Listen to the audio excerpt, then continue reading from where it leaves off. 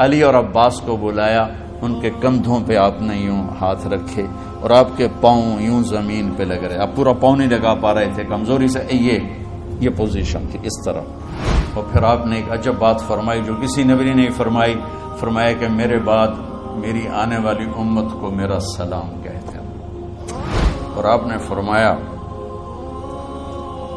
لوگوں میرے جانے کا وقت آ چکا ہے. آپ نے فرمایا فضل میرا قرضہ ذمے لیتے. پھر اٹھنے لگے، اٹھ نہیں سکے تو آپ نے فرمایا ابو بکر سے کہو نماز پڑھائے، عشاء کی نماز. 12 ربیع الاول آ گئی، 632 عیسوی اور 11 ہجری.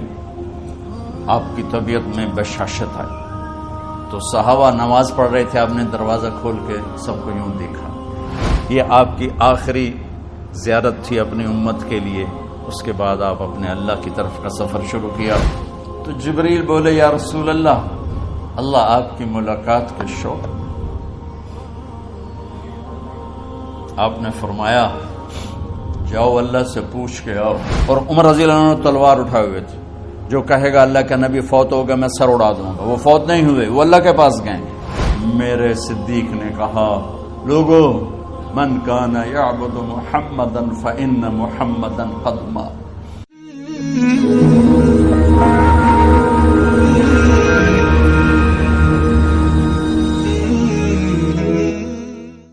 تو میرے یہ سارے ساتھیوں نے میرے ذمہ یہ لگایا تھا کہ میں تھوڑا سا آج وفات نبی پر تھوڑی سی بات کر لوں، تو اسی کو میں پیش کرنے کی کوشش کر رہا ہوں.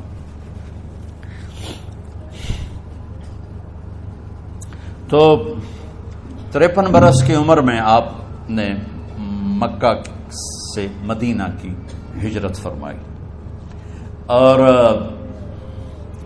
10 برس آپ نے مدینہ میں قیام فرمایا. 11 ہجری میں آپ حج کے لیے تشریف لے گئے اور یہ صورت آئی 11 تاریخ کو 11 حج کے ذوالحج اذا جاء نصر اللہ والفتح. اس میں اشارہ تھا کہ میرے نبی آپ کا مشن مکمل ہو چکا ہے، اب آپ ہمارے پاس آنے کی تیاری فرمائیں. تو یہ جب یہ زوال سے پہلے آپ اپنے خیمے میں لیٹے ہوئے تھے، یہ آخری صورت قرآن کی جو نازل ہوئی، تو آپ نکلے.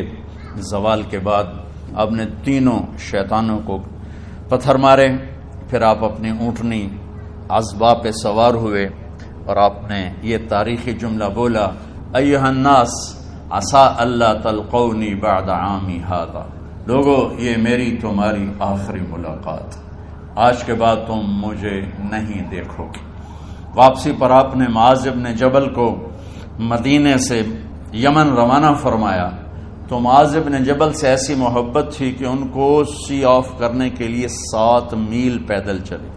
7 اب کسی کو روانہ کرنے کے لیے ساتھ نہیں چلتے تھے، مسجد سے روانہ کر دیتے. معاذ بن جبل کو 7 میل ساتھ چلے.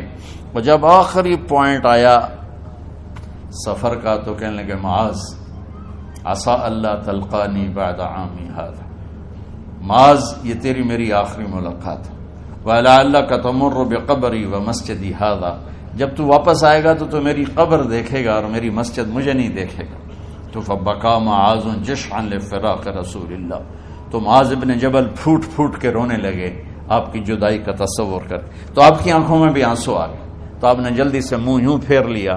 معاذ پیچھے ہو گئے اور آپ ادھر ہو گئے، اپنے آنسو چھپا لیے. اور معاذ ان اول الناس بی المتقون من کانوا وحیث کانوا. معاذ اس جدائی کا غم نہ کر، جو تقوی پر مرے گا وہ میرا سب سے قریب ہوگا، چاہے وہ پاکستان میں ہو چاہے افریقہ میں ہو. میرے سب سے قریب وہ ہوں گے جو تقوی والے ہوں گے، جو اللہ سے حیا کرنے والے ہوں گے. جب آپ واپس تشریف لائے 29 محرم سفر 29 سفر عصر کی نماز کے بعد ایک جنازہ تھا. اس جنازے کو پڑھانے کے بعد اس کو دفن کے لیے آپ جنت البقیع تشریف لے گئے. وہاں سے واپس ہونے لگے تو سر درد اٹھا. اور وہ درد ایک دم بڑھنا شروع ہوا، اور اس دن باری حضرت عائشہ کے گھر کی تھی، تو آپ گھر میں تشریف لاتے لاتے درد کے ساتھ بخار، تیز درد، تیز بخار، اور 14 دن 12 ربع 29 30 2 دن یہ اور 12 دن اگلے 14 دن آپ نے بیماری دیکھی، مسلسل سر درد اور مسلسل بخار. اور روزانہ آپ جب گھر بدلتے، اس وقت 9 بیویاں زندہ تھیں، تو آپ پوچھتے کل کس کی باری ہے، کل کس کی باری ہے؟ جی میمونہ کی ہے. اگلا دن کل کس کی باری؟ یہ حفصہ کی ہے. کل کس کی باری ہے؟ ام سلمہ کی ہے. تو بیگمات نے اس سے سمجھا کہ اللہ کے نبی یہ چاہتے ہیں کہ میں بیماری کے دن عائشہ کے پاس گزاروں، ورنہ آپ کو تو خود پتا ہے کل کس کی باری ہے، پرسوں کس کی باری ہے، ترسوں کس کی باری ہے. تو حضرت میمونہ کے گھر میں آپ تشریف فرما تھے، تو ساری باقی 8-7 بیگمات جمع ہوئیں اور انہوں نے آ کے عرض کی، یا رسول اللہ، جب تک آپ بیمار ہیں آپ عائشہ کے پاس آرام فرمائیں، اور جب اللہ آپ کو شفا دے دے تو پھر ہماری ترتیب کو آپ دوبارہ شروع فرما دیں. تو آپ نے سب کا شکریہ ادا کیا. عدل کی مثال کا اسلام جب دوسری شادی کی اجازت دیتا ہے تو عدل کی شرط لگاتا ہے، علم تعدلوا، اگر عدل نہیں کر سکتے پھر ایک ہی ہے عدل. اور آپ نے فرمایا جس نے دوسری شادی کی اور عدل نہ کیا، کتنی مرضی عبادت کر کے آیا، تو قیامت کے دن آدھا حصہ اس کا فالج زدہ ہوگا، ایک سائیڈ اس کی فالج زدہ ہوگی. کتنے ہی مراقبے کر کے، کتنی ہی نمازیں پڑھ کے آیا ہو، انصاف نہیں کیا تو پورا آدھا حصہ فالج کی پکڑ میں ہوگا. تو جب سب بیگمات نے یہ کہہ دیا کہ آپ وہاں گزاریں تو آپ نے شکریہ ادا کیا. علی اور عباس کو بلایا، ان کے کندھوں پہ آپ نے یوں ہاتھ رکھے اور آپ کے پاؤں یوں زمین پہ لگ رہے، آپ پورا پاؤں نہیں لگا پا رہے تھے کمزوری سے، یہ پوزیشن تھی اس طرح. اور یہ پیر کا دن تھا، آپ حضرت عائشہ کے گھر میں داخل ہوئے اور اگلے پیر کو حضرت عائشہ کے گھر میں آپ اپنے اللہ کے پاس چلے. آخری ہفتہ آپ نے حضرت عائشہ کے گھر میں گزارا. صحابہ ملاقات کے لیے حاضر ہوئے تو آپ ان کو دیکھ کے رونے لگے اور فرمایا کہ میں تمہیں اللہ کے سپرد کرتا ہوں، اللہ تمہاری حفاظت کرے، اللہ تمہارا ساتھی ہو، آواکم اللہ، حفظکم اللہ، نصرکم اللہ. بہت دعائیں دی. تو عبداللہ بن مسعود رضی اللہ تعالیٰ عنہ نے پوچھا، یا رسول اللہ، لگتا ہے جیسے جانے کا وقت ہے، تو آپ کو غسل کون دے گا؟ تو آپ نے فرمایا میرے اہل بیت. آپ کو کفن کون دے گا؟ کہا میرے اہل بیت. آپ کا جنازہ کون پڑھے گا؟ تو آپ رونے لگے. تو آپ نے فرمایا جب تم مجھے غسل دے دو تو سب نکل جانا، سب سے پہلے میرے 2 وزیر جبریل و میکائیل آئیں گے اور وہ میرے اوپر درود و سلام پڑھیں گے. ہمارے نبی کا جنازہ ایسے نہیں ہوا اللہ اکبر اور پیچھے صفیں، آپ کی چارپائی کے پاس آ کر صحابہ کھڑے ہو جاتے تھے، وہ میں ابھی بتاتا ہوں. تو آپ نے فرمایا سب سے پہلے جبریل و میکائیل آ کر میرے اوپر درود و سلام پڑھیں گے، پھر اس کے بعد 7 آسمان کے فرشتے باری باری آئیں گے.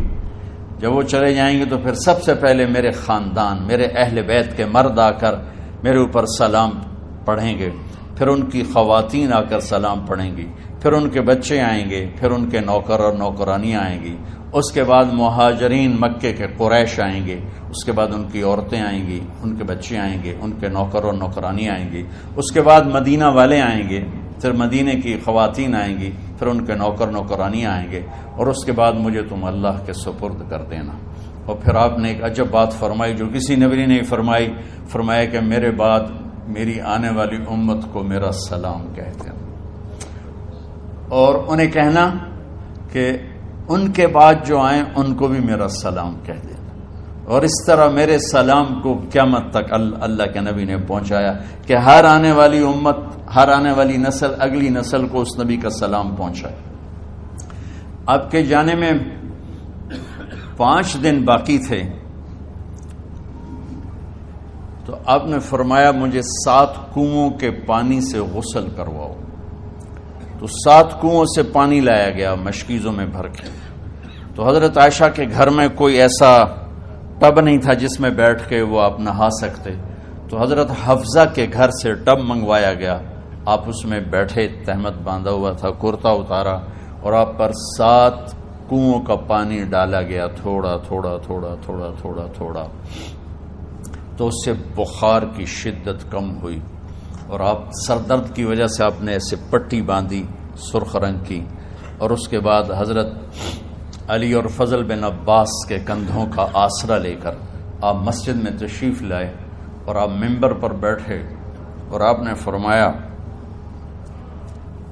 لوگوں، میرے جانے کا وقت آ چکا ہے، میں نے کسی پر زیادتی کی ہو، کسی کو تھپڑ مارا ہو، کسی کو چھڑی ماری ہو، کسی کا حق دبایا ہو، تو میں اپنی جان کے ساتھ، مال کے ساتھ حاضر ہوں، مجھ سے یہیں بدلہ لے لو، آخرت میں میرے خلاف کوئی دعویٰ نہ کرنا، میں آخرت کے حساب کو برداشت نہیں کر سکتا۔ جن کے طفیل لوگوں کا حساب معاف ہوگا، جن کی طفیل، جن کی شفاعت پر لوگ بے حساب جنت میں جائیں گے، وہ روتے ہوئے فرما رہے ہیں کہ میں آخرت کے حساب کو نہیں دے سکتا۔ تو سارے صحابہ رونے لگے، لیکن آپ اپنی بات کو دہراتے رہے، کوئی بھی نہیں اٹھا۔ تو آپ نے ظہر کی نماز پڑھائی، ظہر کے بعد پھر ممبر پر آئے اور فرمایا کہ لوگوں، یہیں مجھ سے حساب کتاب کر لو۔